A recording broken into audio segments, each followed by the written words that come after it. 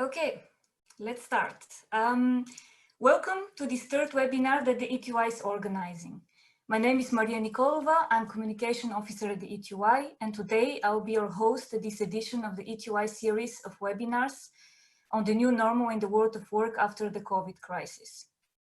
We have arrived at a time when the world is slowly re-emerging from the immediate threat posed by the COVID virus and is starting to take care of the damages that this unprecedented crisis has caused. The European Commission has launched yesterday, as you know, a long-awaited recovery plan, which was expected to reaffirm European solidarity and not only tackle the immediate needs, but also boost the green transition in a socially just way. Obviously, the climate crisis has not disappeared only because it's not on the top of our attention or because due to the confinement there is less CO2 emissions, less pollution and more space for the other species. If it's true that the climate crisis can be seen as a pandemic in slow motion, then we might be able to draw lessons from the management or mismanagement of the current crisis for the more difficult to tackle climate crisis. The European Commission launched the European Green Deal in December 2019 as a new growth strategy which should enable the EU to tackle climate and environmental related challenges. But before this very comprehensive policy and investment package could come to speed, the continent went into lockdown. Today, together with our first two speakers, Bella Galgocci and Linda Kalcher, we will discuss what the current health crisis means for the future of the European Green Deal, how we would influence European climate change policies, what lessons can we draw from it on how to deal with climate change, what should we expect from the recovery package of the EU in terms of sustainability. Will investment be coupled with socio-ecological objectives? Bella Galgocci is senior researcher at the ETUI working on just transition, among other topics, and Linda Kalcher is director EU institutional relations at the European Climate Foundation and works on international and European climate policy. We are also very glad that Professor Olivier de Schutter could join us today to highlight an often forgotten aspect of the Green Deal, the farm-to-fork strategy, aiming at making food systems more resilient to crisis. He will focus his intervention on the structural changes that need to be made to the current food system, which has been greatly challenged by the pandemic, to avoid that this happens again in the future. Does the farm-to-fork strategy contain all the necessary elements to make our food system more sustainable? Professor Olivier de Schutter, who is since March 2020 the UN Special Rapporteur on Extreme Poverty and Human Rights, is also Professor of Law at the UCL and at Sciences Po in Paris. He was also the UN Special Rapporteur on the right to food from 2008 to 2014.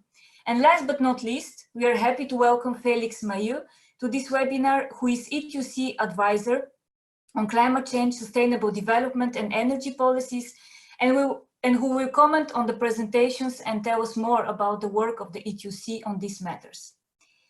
I have already received some questions from you from the registration form, which I'm going to use for the discussion afterwards. You will also be able to submit questions to the speakers via the Q&A button on the bottom of your screens, and you can do that during the presentations and discussion afterwards. But we cannot guarantee that we can answer all those questions because the time is limited. So without further ado, I'll give the floor to Bella, who will kick off with the first presentation. Yeah, thank you, Bella. Thank you, Maria.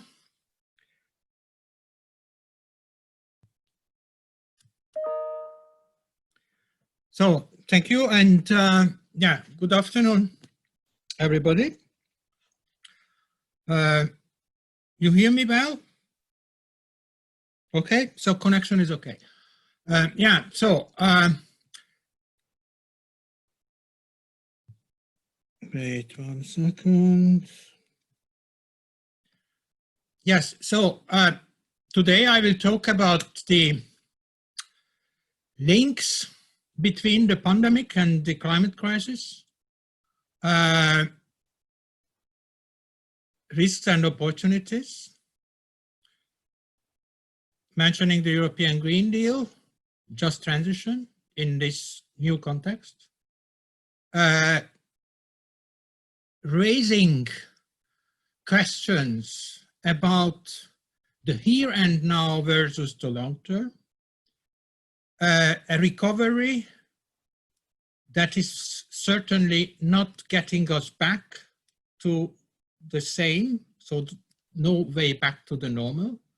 We need to have also a reshaping of how we come out of this crisis.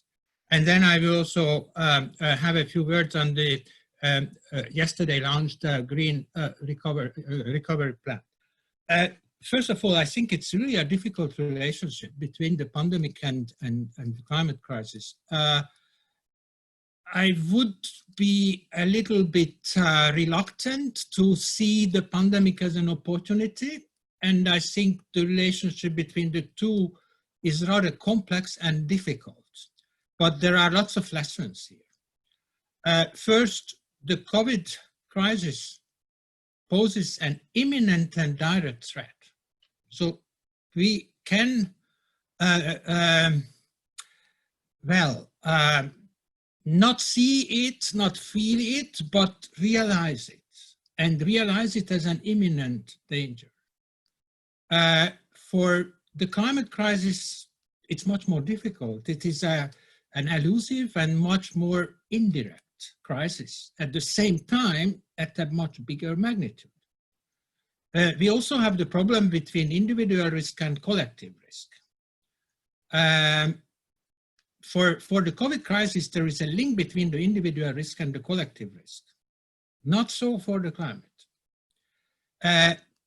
We also need coordinated policy action at supranational level for both the crises, but actually we don't see much of that.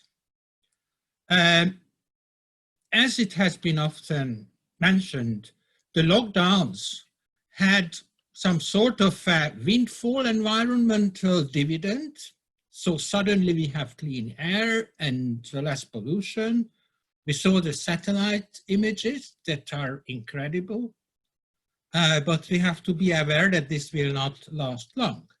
And the very first lessons from China are that in April already, this April, the emissions were higher in China than last April.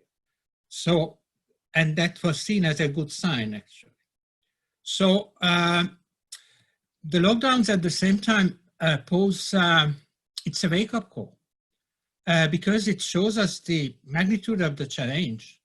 So if we take it literally, to have a zero carbon world,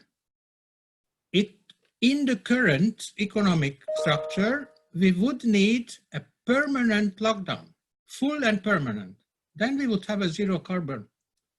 Zero carbon, but not an economy, and not jobs and not life. So instead of that, we need to revise the economic model radically and decouple emissions from everything what we do. We have a danger that again, the climate jobs dichotomy dilemma is coming up because now that tens of millions of jobs are in danger, the automatic reaction is to get back jobs, any jobs, at any price. And this is what we shouldn't do. Then coming back to the European Green Deal, first of all, it is just a symbolic presentation of what we need to do with the greenhouse gas emissions. It is really breaking the curve. So it is not flattening the curve, as we already know from the COVID crisis, but really break it and go down zero. So it's a phenomenal task, and this is in the next 30 years, and that will have certainly huge impact on jobs and livelihoods. I skip now the European Green Deal because we will talk about that, but it's of course important to have it in mind that it was a huge and unprecedented initiative last December, mobilizing huge resources, 1 trillion altogether, using also the resources from the multi-annual financial framework, the EU budget. Then when we talk about just transition, and just transition it is already 30 years, a permanent trade union demand. And it has become a mainstream principle, now part of the COP framework as well. It is a recognized necessity and policy tool. This is the only way to manage this transformation, and also the only way to avoid a job environment dilemma. And this is what we are realizing now in the COVID crisis more than ever. So it's another wake-up call for that. We can only master this, this transformation if it happens in a just way, in a fair way, and with a burden sharing. And certainly the state has a fundamental role in that.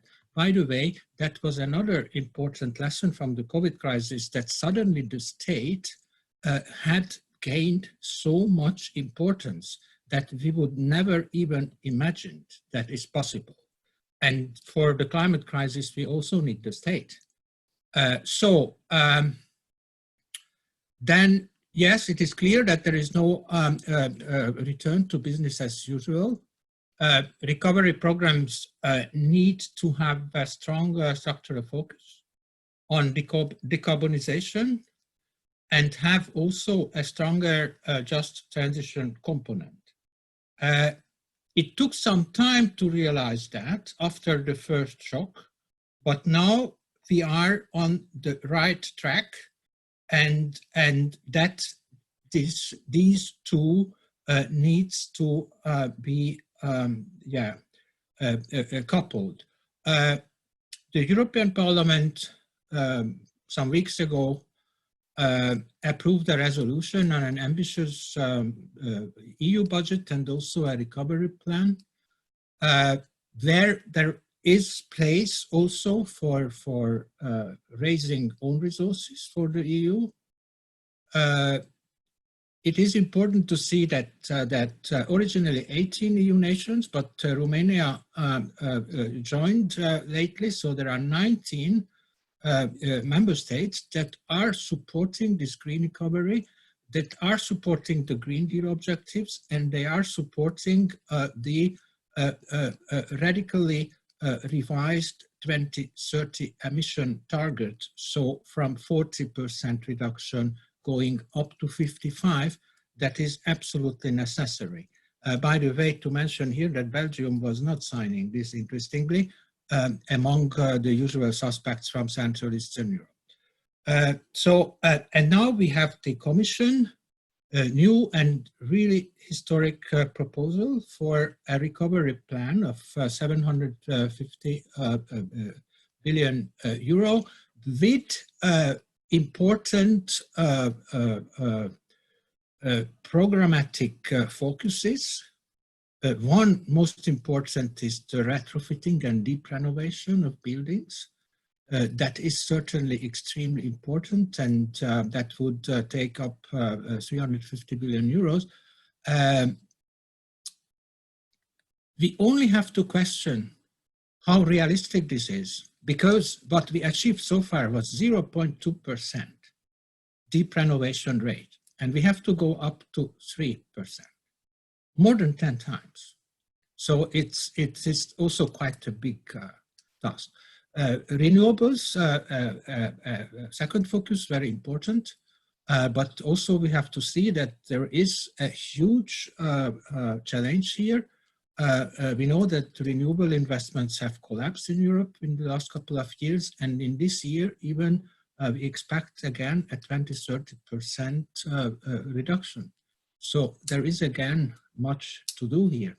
Automotive sector, very controversial but important. So certainly there is a purchasing facility for clean vehicles.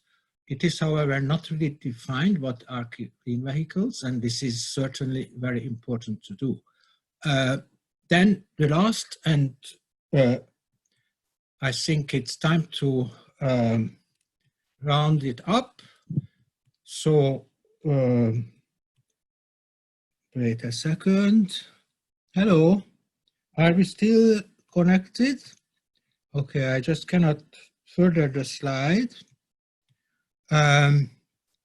Okay, so the only thing I would like to raise is that but I have actually a graph here. Okay, so I cannot forward the slide. As a last statement, I would like to say that there are some disturbing, overlaps.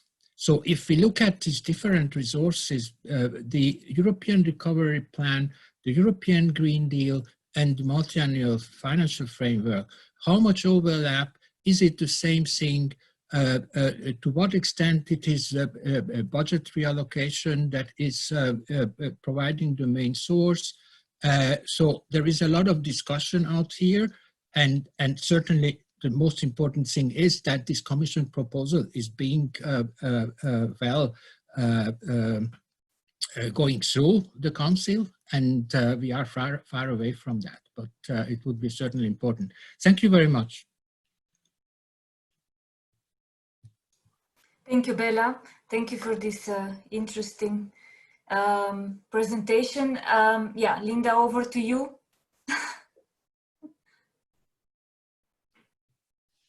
Thanks a lot, and thanks a lot, Bella. I'll skip a couple of slides, given Bella has more accurately presented that already. But I thought it was really useful also from my side to just briefly recap on the political situation. You know that ECF is a philanthropic organization. We don't have any policy positions, so a lot of what I will be saying is based on others that have formulated them. But I think sort of what we are certainly concerned about when we look at COVID and climate is also just how much of a fragile moment for solidarity and cooperation it is across the EU. And I think the Commission's proposal yesterday helped that, and at least the responses by countries were throughout positive, which I think really were based on the fact that the MFF was largely unchanged, which didn't make the climate community very happy, but certainly some of the Southern and Eastern European countries felt reassured that there is money and investments in line with what they're planning. I think some still think that the COVID can be a bit of a make or break moment for the Green Deal, especially as I think on the one hand, all these investments now going into the economy from the European level, but as well as the national level, on the one hand could accelerate the transition to climate neutrality and other aspects on the Green Deal, given we always knew a big investment push was needed there. But on the other hand, we could also obviously see that politicians come under a lot of pressure to just sort of finance short-term reassurances and without really a long-term perspective or without really taking social or environmental concerns into account. And I think especially when you hear some of the politicians, you really hear the sort of, oh, this is a time of crisis, climate is too expensive, looking into social aspects is too expensive, tackling inequalities is not for now, all we need to do is sort of boost the economy and GDP right away. The main risks to the climate agenda, as we have seen them so far, are indeed attacks on climate policies or Green Deals. So people want to delay regulations, people want to abolish the Green Deal, certainly some fossil fuel or incumbent industries that still have very close links to power are very vocal about receiving a lot of money with no conditions attached. And sort of certainly some Eastern Europeans perceive nuclear and gas as the emerging solution, which would then just lock in and make the climate crisis even worse. We see a lot of polarization that is happening.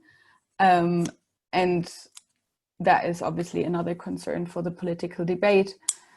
And just sort of, especially when it links to some of the misinformation. And that is sort of a parallel we see between deniers of the COVID crisis, deniers of climate, people that are sort of against vaccination and against proper health, just coming together and build a whole new coalition that is very disruptive, at least the way we see it in Germany. And then there's obviously the risk that depending on where the investments go, the Northern and Southwestern Europeans could advance on the transition to climate neutrality, whereas some of the Eastern member states will choose not to. And then you just see the divide between them growing.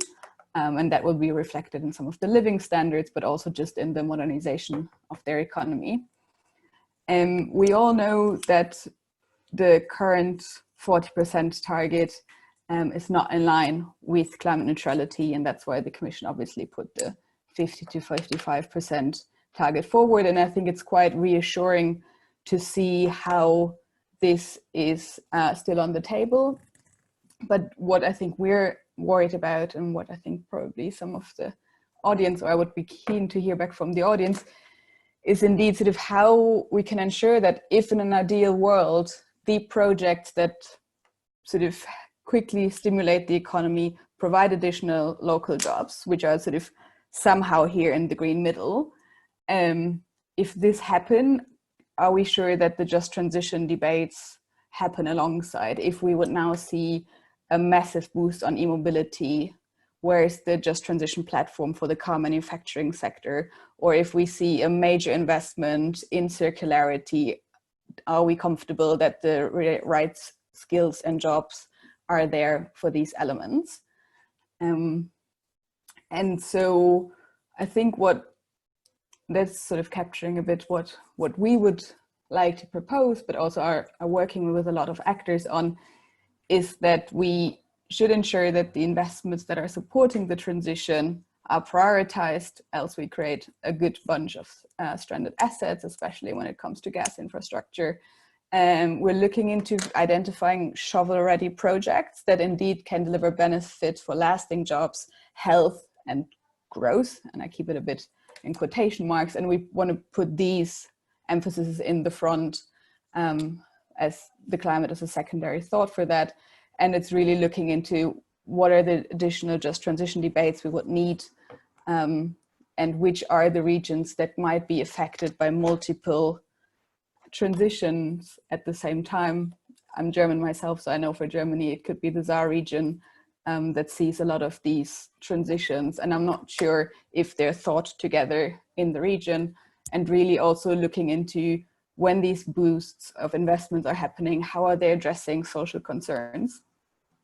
And I think, yeah, previous speaker have talked about air quality already, so I will skip that point. But I think I've seen a lot of very powerful city initiatives across the EU, where really cities looked into how confinement and more public space can just create safe distances for their citizens and better health. And I'll stop here. Thank you. Thank you. Thank you, Linda. Thank you for this.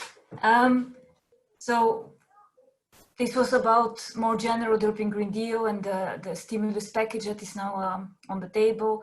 But as I said, we're very happy that Professor Olivier de Sutter is here with us today, because he's going to talk about something that we don't talk much, but I think that it's very important, and especially in the current crisis, it has been a point of concern for many countries, the food system, the food provision. So maybe you can tell us more about the strategy of the European Union to tackle this, and yeah, what you think about that. Okay, good afternoon to all, and many thanks for having me. I'm also delighted I could listen very carefully to what Bela and Linda have said, which I think is really important and stimulating, and I look forward to our discussion. I propose to proceed in 3 steps. First, trying to describe what debate there is behind the reform of food systems in the EU and what happened in the years 2016, 2019. Then I will say a few words about the recently announced Farm to Fork strategy that was published on 20th of May, together with the Biodiversity 2030 strategy. These are 2 parts of the Green Deal. And finally, I will conclude by trying to draw some lessons for the economic recovery more generally from the debate that we had in the food systems sector. So first, what were the discussions in 2016, 2019? During these 3 years, there was a wide campaign debate around the idea of an integrated food policy for the EU, sometimes called the common food policy for the EU. And that debate was based on the recognition that many actors in the EU, although not working together, had a common interest in reforming food systems because of the various inefficiencies and negative impacts of food systems as they have been developing over the past 50 or 60 years since the Common Agricultural Policy was launched in the early 1960s. Environmental impacts, with a huge loss of biodiversity, with important greenhouse gas emissions resulting from the industrialization of food production and processing. Social impacts, with the loss of many small farms across the EU, and health impacts, with a very significant growth of obesity rates and associated non-communicable diseases linked to what people eat in the EU. And so these are different crises that different organizations and actors have been focusing on, but environmental NGOs, development NGOs, consumer organizations, farmers' unions have joined forces to call for a different food policy for the EU.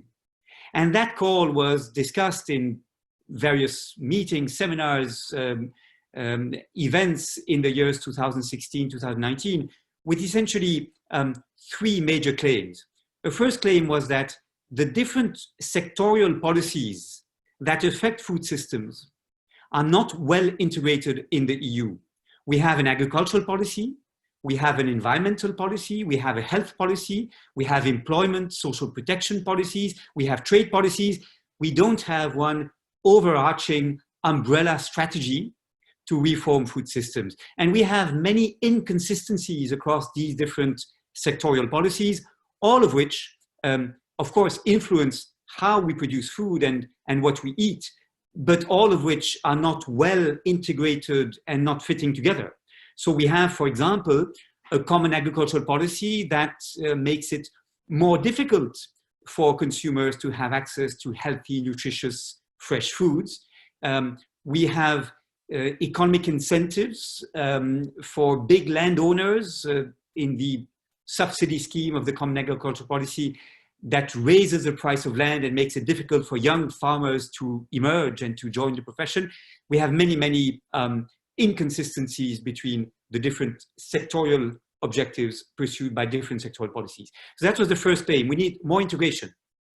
A second claim was that we needed much better coherence between what is done at the local level of cities, of regions, and what is done at the level of member states and at the EU level.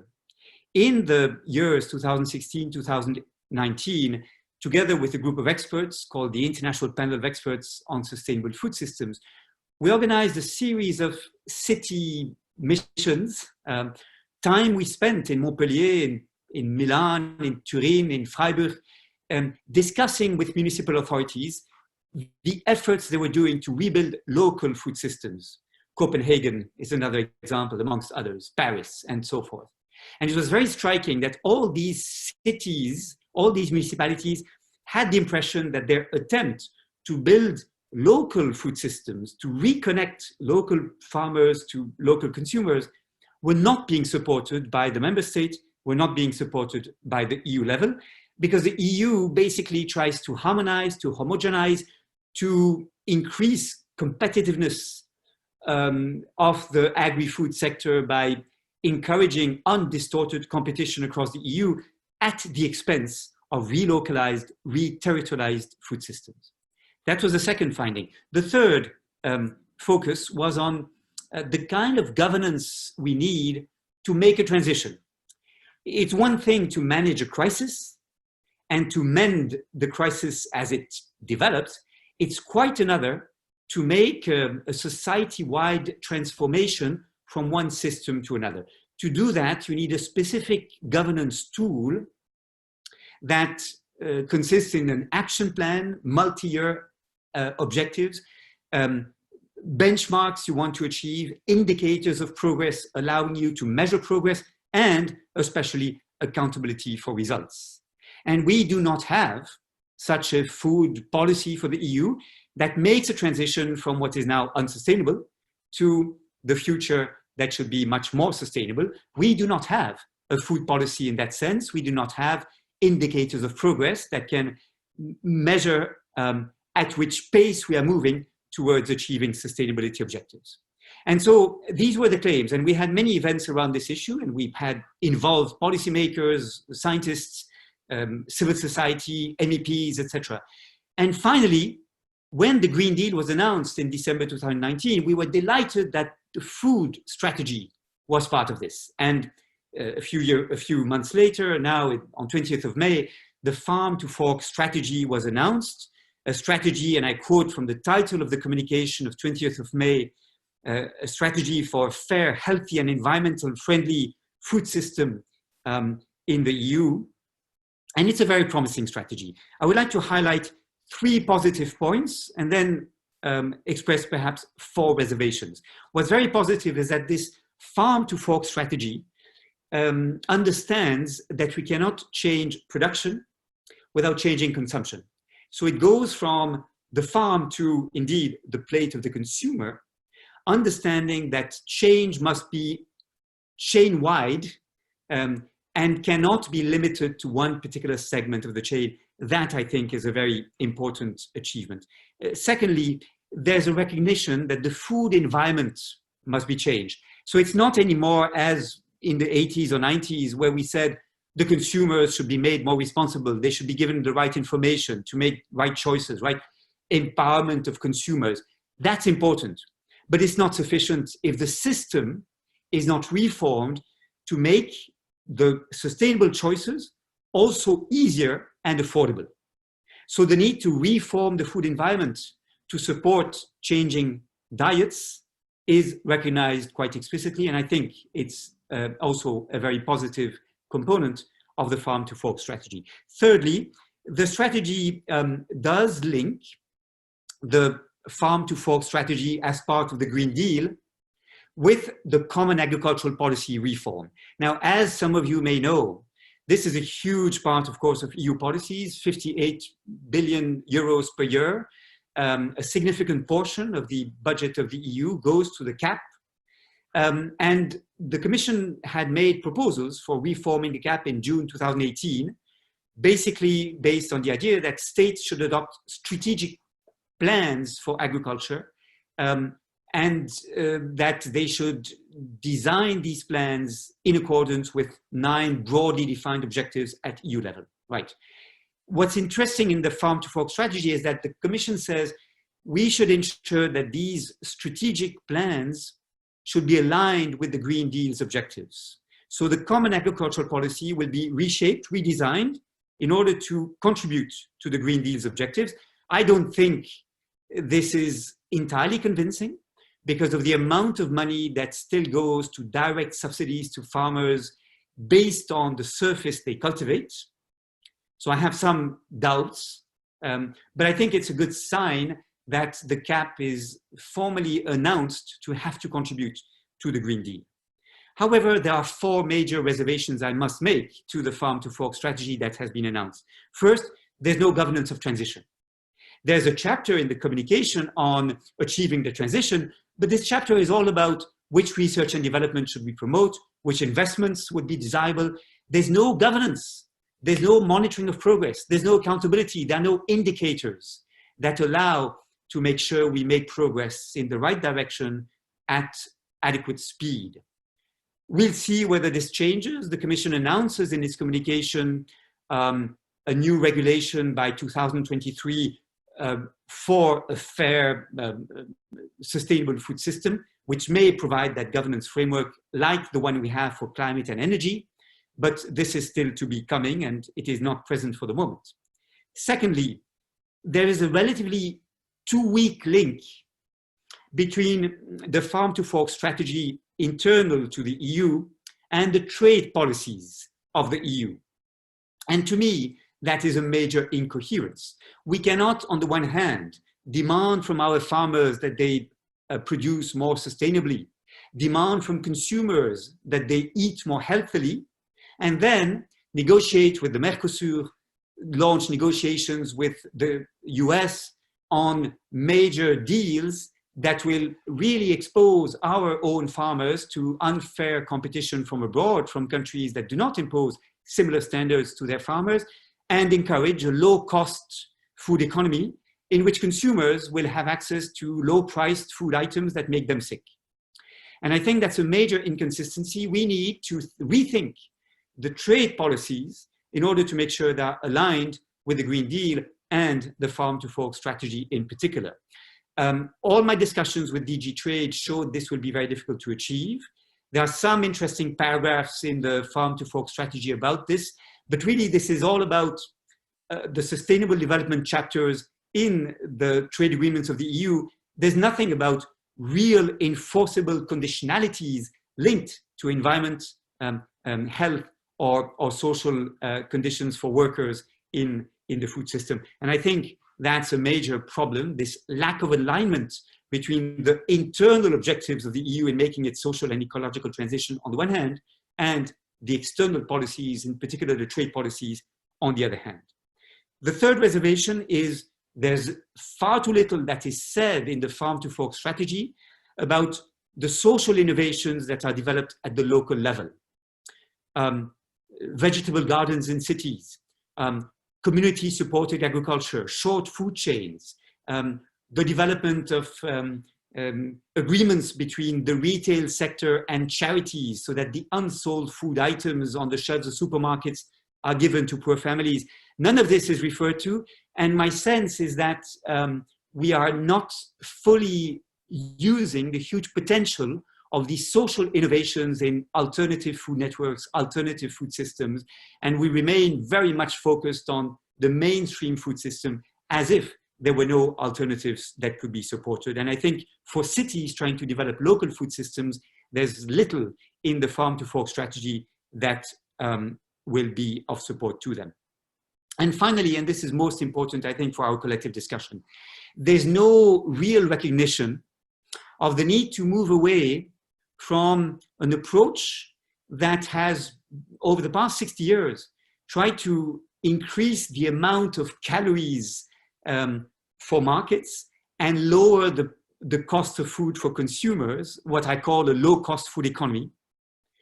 And on the other hand, the need to strengthen social protection by enforcing minimum wage legislation, by increasing the child allowances, by improving social protection schemes in order to ensure that all families, including families in poverty, can afford healthy and sustainable diets. This is a real dilemma. I think until now we've been focusing on lowering the price of food in the hope that this could be a substitute for robust social policies. And I think that is not seeing the reality that we must actually strengthen social protection schemes to make sure that farmers can be better remunerated for their work, and at the same time that no family must sacrifice on quality diets in order to meet housing, education, healthcare expenses in particular. So I think that is not sufficiently recognized, and it's a problem that the food strategy is not linked to a social policy worthy of the name as it should be. That goes back to the question of coherence and integration. Let me close by 3 remarks. These are my concluding remarks, and I'm sorry for being so long, that relate this discussion to the broader question of transition in the EU.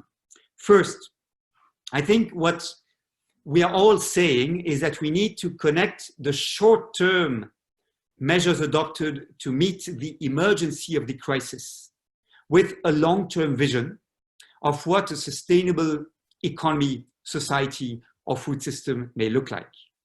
And that link between the short-term and the long-term requires that we adopt multi-year strategies that are as participatory as possible, involving unions, involving civil society groups, in order to force governments to be held accountable for the results they achieve in developing or implementing these multi-year action plans. I think that's really important. Otherwise, the short term will always predominate, and the long term will always be subject to path-dependent strategies.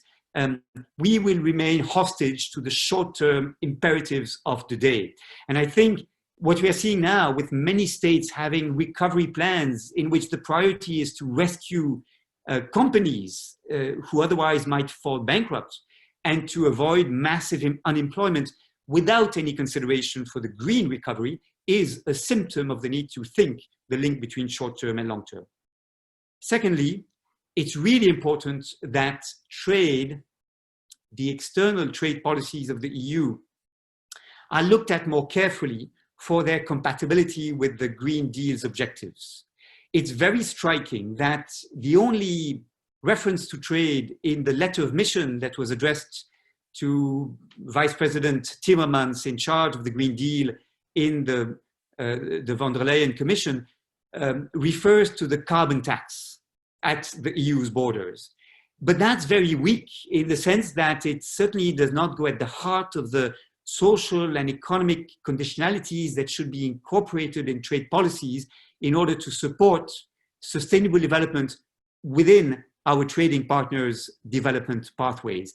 That, I think, should be rethought. For the moment, trade still is encouraged as a means to achieve growth, and it is encouraged by allowing social environmental dumping to proceed unimpeded, and by not paying attention to the risks of global supply chains and the global actors dominating these global supply chains to avoid paying taxes where the economic activity takes place, and, for example, establishing subsidiary companies to reduce tax liability of corporations. So I think that's a major problem, and we need to think how to improve the trade strategy of the EU to make it an ally in the ecological transition that is promoted by the Green Deal. For the moment, far too little energy is spent on this.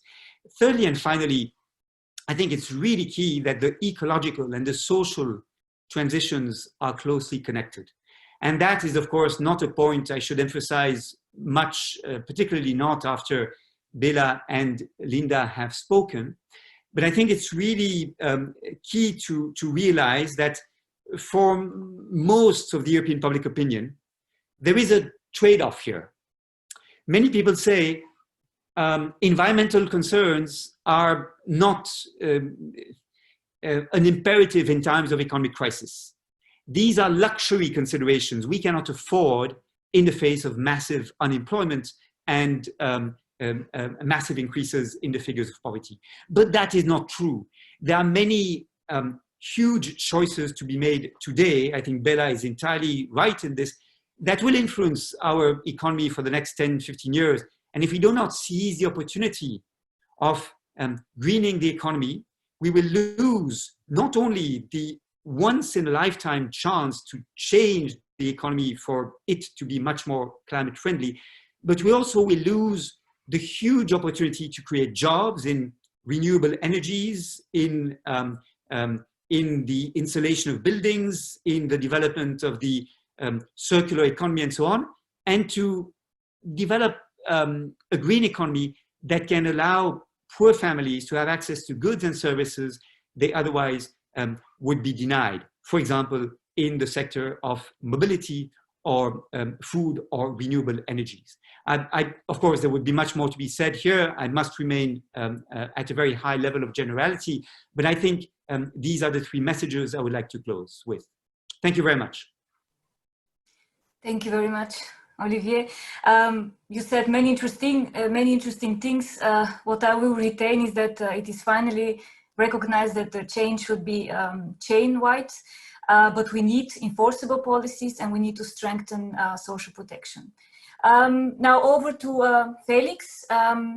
What can you tell us about the ETUC in this, the ETUC position on the Green Deal and what is currently on the table for the European trade unions? Well, thanks a lot. First of all, thanks a lot also to the previous speakers. Much has been said, so I will only try to sum up a few elements that I've heard. and try to bring the perspective of the European trade union movement on this. So I will start by simply going through again the risks and opportunities. Then I will give the general ETUC position on the Green Deal.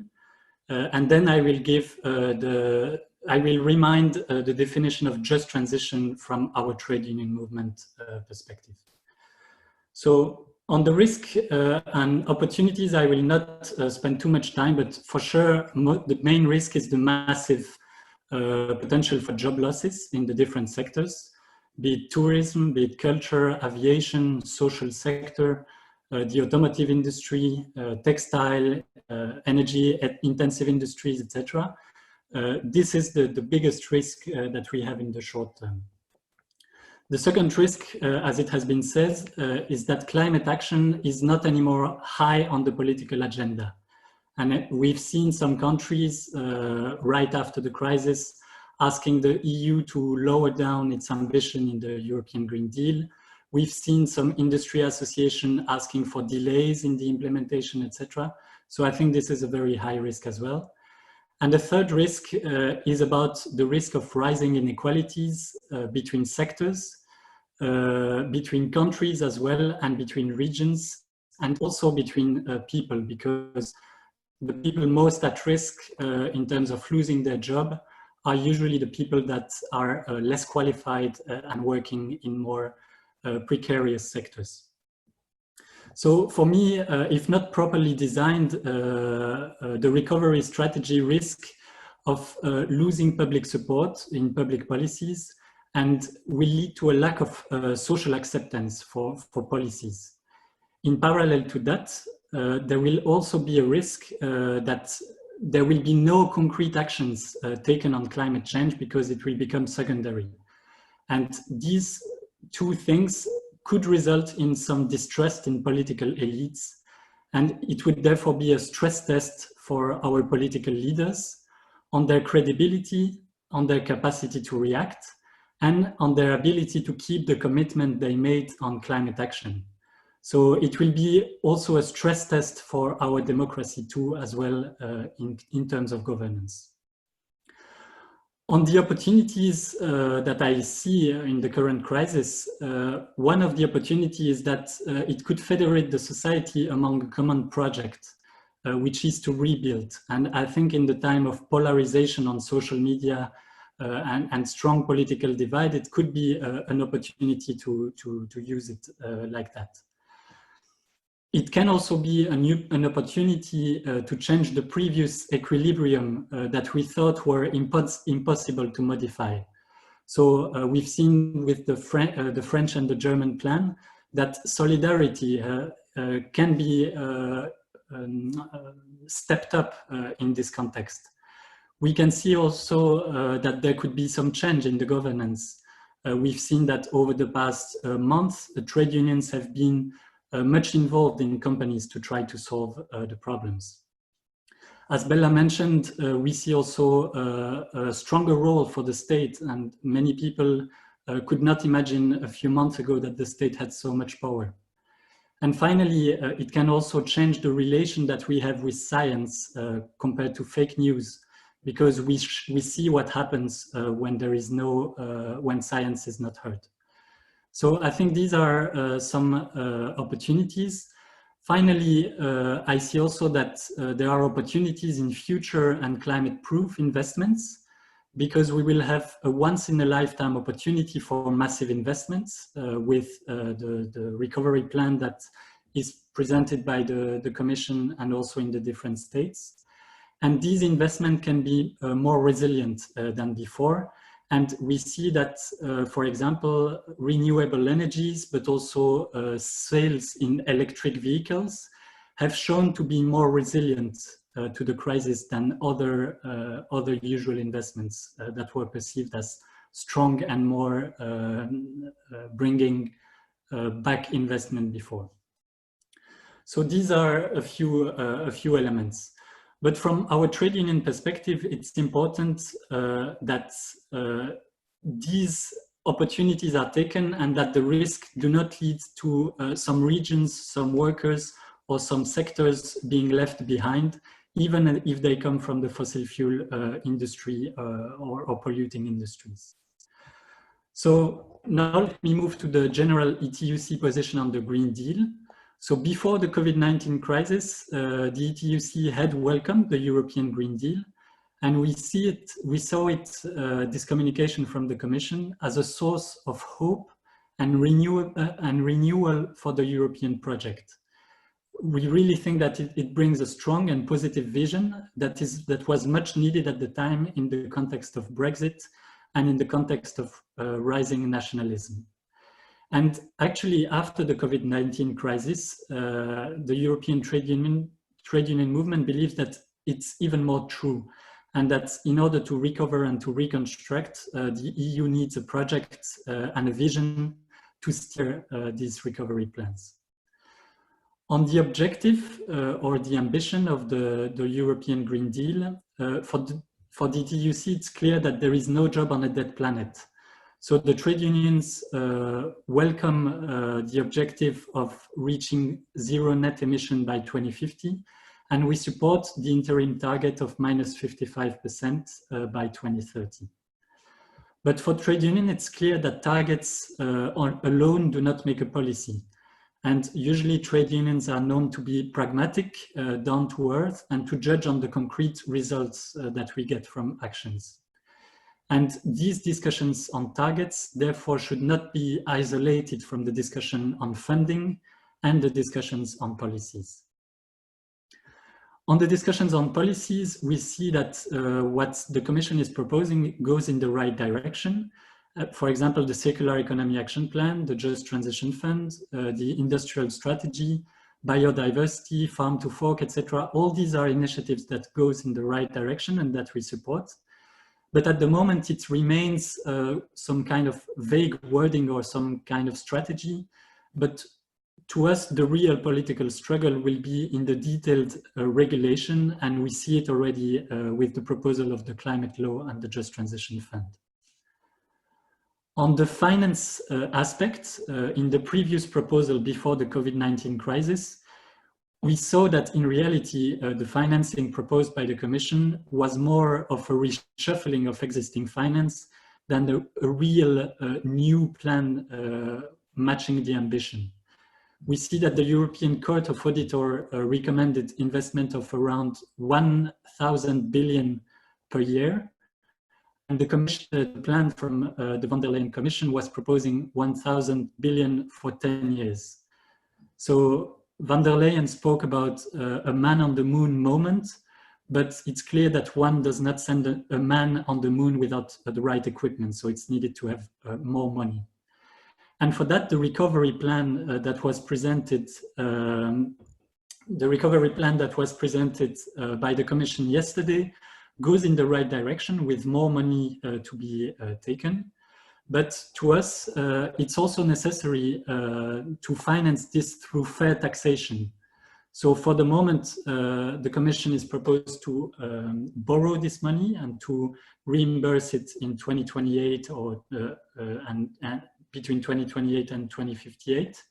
But it will be also needed to have fair taxation to be able to reimburse. And then one last point is about the governance. It will be very critical that in the European Green Deal, the role of trade union, the role of social dialogue, and the role of civil society and local communities is given the appropriate amount of consideration, and that they are involved in the policies. And finally, for us, the just transition principle will be key, as Bella mentions, to achieve the objective of the Green Deal. And for us, just transition means solidarity mechanism to support the most affected sectors and regions, adequate social protection and training programs to accompany the workers in their transition, and public services has also a strong role to play. The development of local economies and the diversification of activities to create other job opportunities, and then social dialogue with a strong participation of workers at each stage of the process. So I hope I wasn't too long and that I was clear, even though with this kind of online webinar, and then the floor is yours to the ETUI moderator. Thank you, Felix. Yeah, well, thank you. It was very interesting. Although we have run out of time, but still, I would like to have one round of questions with 2 or 3 maybe important questions. So if you can just give a short answer, everyone, and then we finish. But before that, so the questions. Environmentally sustainable development requires the common effort from all countries and citizens, while the COVID-19 crisis showed a significant lack of solidarity in the European region. How can we ensure that, how can we be sure that this won't happen with the climate emergency? And how do we prevent that COVID-19 won't lead to austerity 2.0 policies? What would be a good indication in the coming weeks or months that the recovery plan goes in the right direction of combining social and environmental targets? Or if this is too difficult to say, what would be an indication that it doesn't go in the right direction? So, thank you for a short answer. Yeah. No, maybe I could launch the answers to that question by noting that the dividing line between the member states of the EU is on 2 issues. One is the frugal states, on the one hand, particularly now the Netherlands and until recently Germany and some others, reluctant to really support particularly states from the southern part of the EU that were considered not to manage their public budgets well enough, and reluctant therefore to develop EU-wide solidarity mechanisms, in particular by the mutualization of a common debt.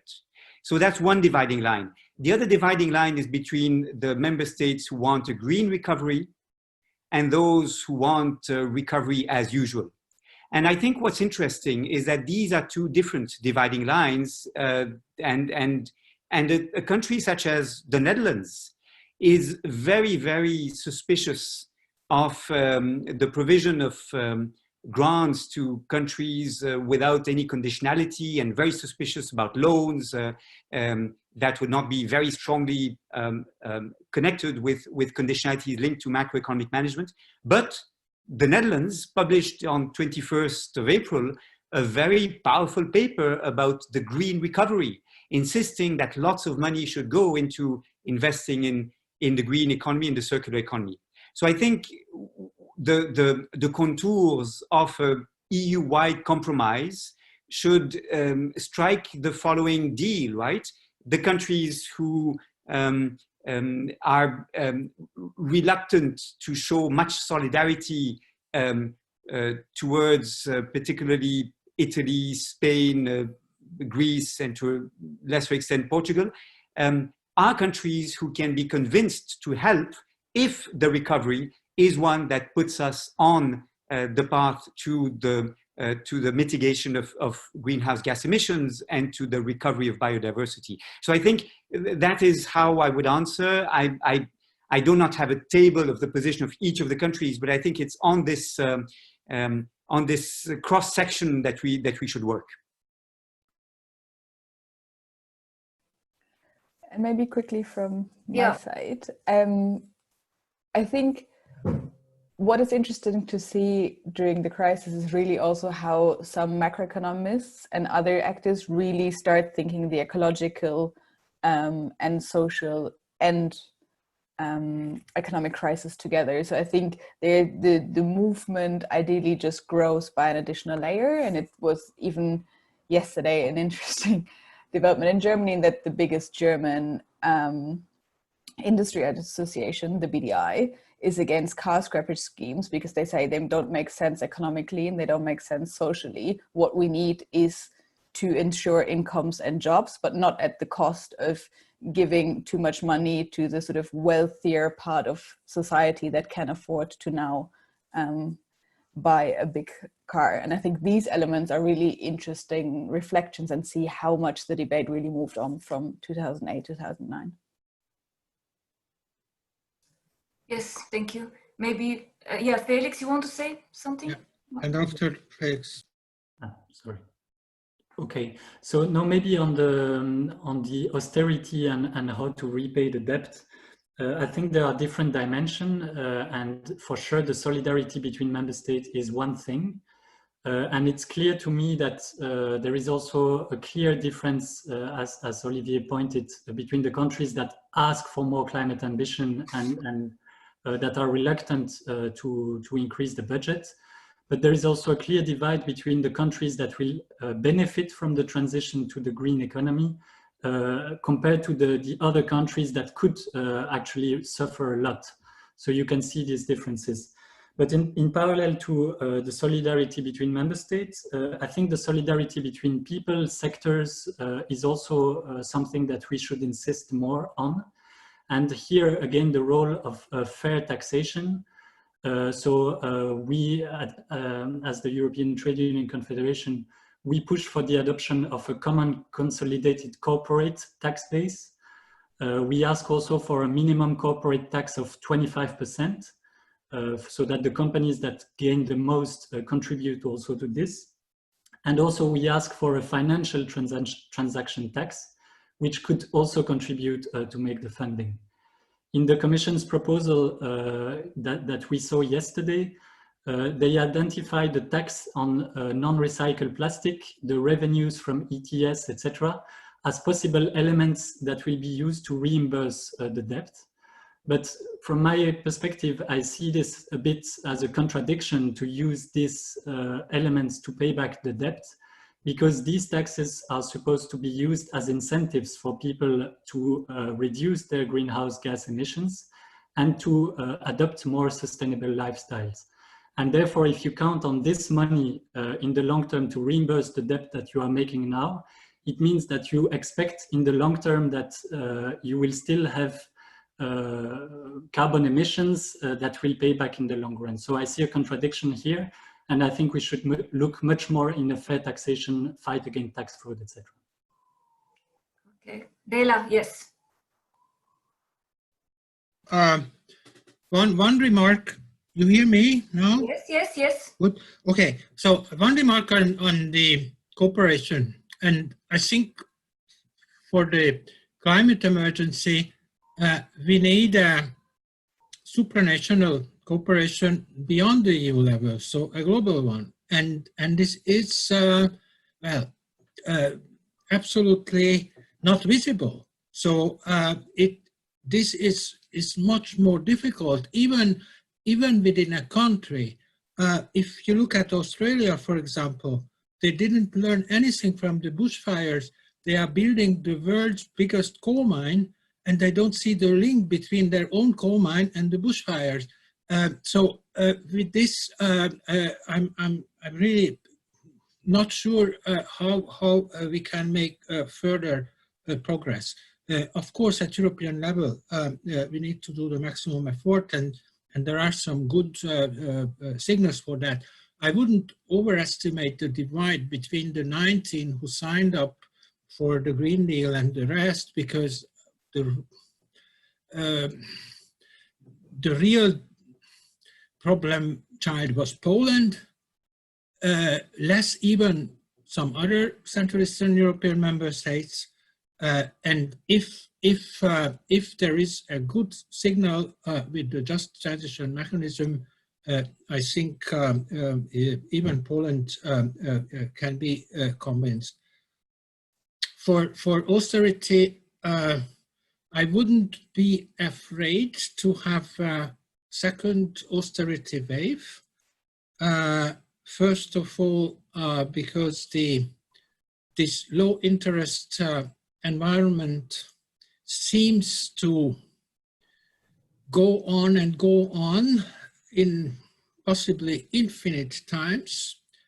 The Commission's own idea was to have a repayment scheduled for 2058, so it's really in itself an incredibly long perspective. And on the other hand, we can also see that much of this debt will not be repaid. So now we really have still the problem of disinflation and deflation, but in the mid and longer term, we might have inflation and then some of the debt being inflated. But okay, we will see that. Okay. Thank you very much to all speakers for their interesting and timely contributions, and the audience to be with us today. The slides and the recording of the webinar will be posted on the ETUI website as usual. Also on Facebook, on the Facebook page, you can watch the recording, and on the YouTube channel of the ETUI as from tomorrow. I hope to be able to welcome you at our next webinars in the New Normal After COVID series, in which we look at how the world of work could and should look like after the unexpected crisis. I can already announce that the next webinar in this series will be on the theme of working time reduction and will take place on 12th of June from 2 to 3. I would also like to invite you to our extraordinary joint double webinar with FEPS, the Foundation of European Progressive Studies, on the 2nd of June from 12 to 2. Please follow our website and social media to learn about our next events and all other resources that the ETUI has developed on the social impact of COVID-19. Goodbye and stay healthy.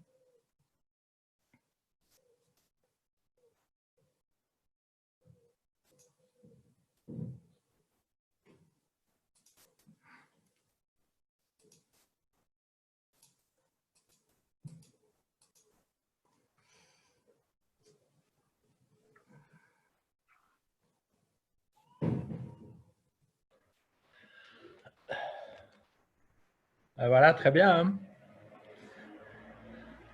Il faut voir juste si Boris va rester. Il y a encore 20 participants. Ouais, je sais.